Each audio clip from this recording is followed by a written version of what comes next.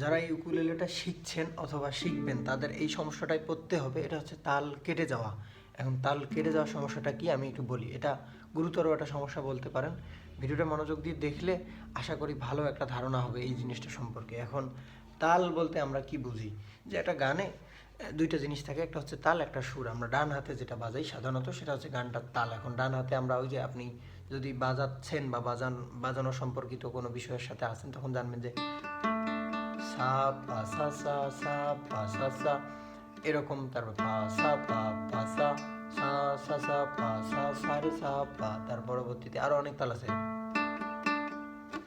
এটা হচ্ছে তাল। এখন তাল কেটে যাওয়া বলতে কি বোঝাই, তার মানে আপনাকে তাল কেটে যাওয়া বুঝতে হলে আগে বুঝতে হবে যে তাল জিনিসটা মূলত কি বা এটা চলে কিভাবে, তাহলে আপনি বুঝতে পারবেন কেটে যাওয়া। এখন কেটে যাওয়া বলতে আমরা বুঝাই একটা জিনিস সঠিকভাবে হওয়া কথা সেটা সেইভাবে হচ্ছে না। যেমন ধরেন আপনি 40 কিলোমিটার স্পিডে, মানে ঘন্টায় 40 কিলোমিটার স্পিডে দৌড়াবেন, এটা আপনার লক্ষ্য বলতে পারেন। এখন এই লক্ষ্যে দৌড়ানোর সময় আপনি যদি কোনো বাধা পান, পেয়ে ওই 40 কিলোমিটার স্পিডের চেয়ে থামেন, আপনার স্পিড যদি কমে যায় দৌড়ানোর, এটাই আমরা বলতে পারি যে কেটে যাওয়া বা এরকম কিছু।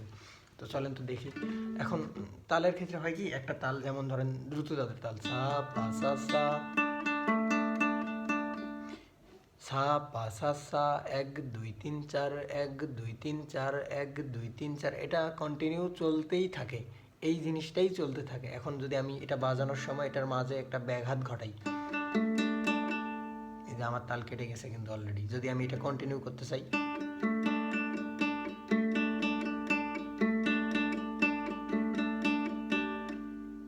নেই, আমার তাল কিন্তু কেটে গেছে। এখন যদি আমি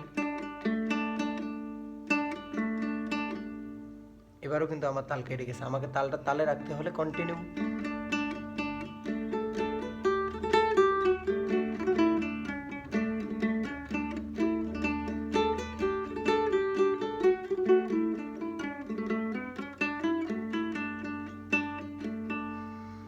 বিষয়টা হচ্ছে এটা। এখন যখন আমরা গান বাজাবো, গানে কিন্তু আমাদের ডান হাতের কাছে এই জিনিসটাই চলতে থাকবে। এখন হয় কি, অনেকের এই তালটা কেটে যায়। এখন এই তাল কেটে যাওয়া, এটার সমাধান স্বরূপ আমি যেটা বলবো, আপনারা ইউটিউব আছে না, ইউটিউবে সার্চ করবেন যে যেই তালে প্র্যাকটিসটা করতে চান। এখন অনেকগুলো তাল থাকে আপনারা জানেন, দ্রুত দাদরা, কাহারবা ইত্যাদি ইত্যাদি। যেমন ধরেন দ্রুত দাদরা, দ্রুত দাদরা, দ্রুত দাদরা তাল, তাল লিখলেন, লিখবেন তবলা। দেখাইতে পারলে আরও ভালো হতো, কারণ আমি ল্যাপটপে করতেছি, আমার আর ফোন নাই। এখন দ্রুত দাদরা তাল লিখলে দেখবেন চলে আসবে, লেখা থাকবে দ্রুত দাদরা ইনস্ট্রুমেন্টাল বা এরকম কিছু, তবলা তাল দ্রুত দাদরা এরকম, মানে দ্রুত দাদরা এটা উল্লেখ থাকবে। এখন আপনি এটা প্লে করেন যে কোনো একটা, অ্যাড আসতেছে, দুইটা অ্যাড।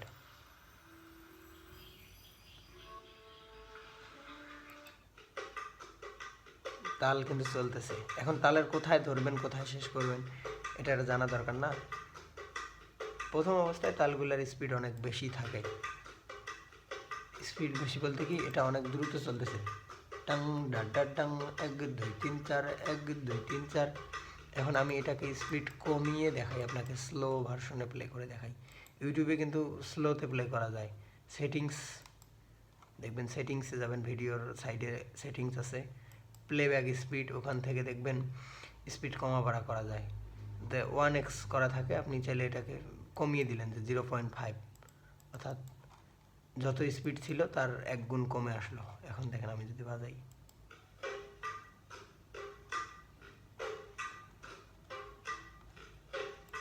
এটা বেশি স্লো হয়ে যায়, একটু ফাস্ট করি।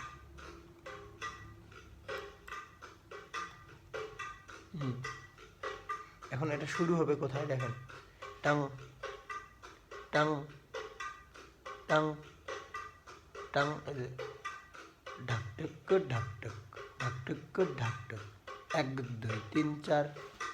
এটা আপনাকে প্রথমত বুঝতে হবে।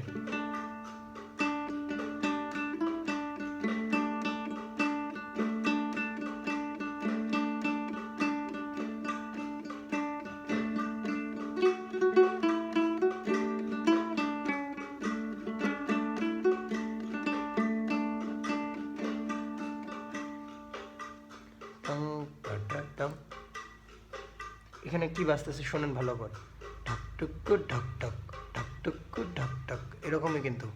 তো যেটা শুরুতে হবে ঢক টুক ঢক ঢক, সেটা থেকে শুরু, ঢক টুক ঢক ঢক, ঢক টুক ঢক ঢক, সা পা সা সা, সা পা সা সা। এখন এটার সাথে এটা আপনি মোবাইলে বা স্পিকারে প্লে করে দিলেন।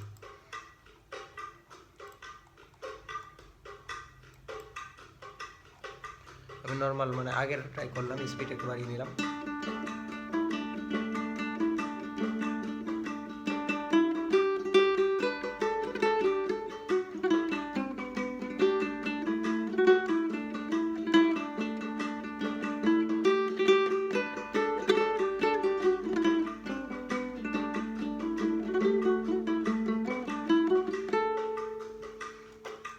এটা করলে হবে কি, এখন তাল কেটে যায় কেন মূলত? এখন তাল কেটে যাওয়ার সব থেকে বড় কারণটা হচ্ছে ওই যে তালটা যে প্রপার চলতে থাকে সেই অভ্যাসটা আপনার হয়নি।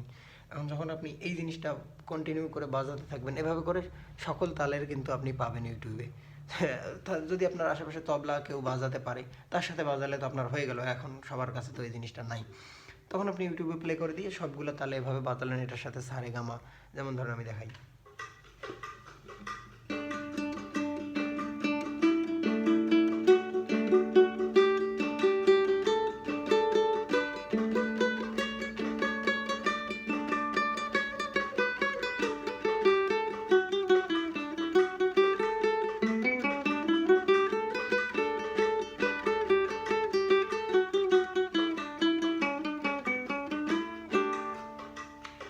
এরকম অসংখ্য প্র্যাকটিস হতে পারে আর কি, বা হয়।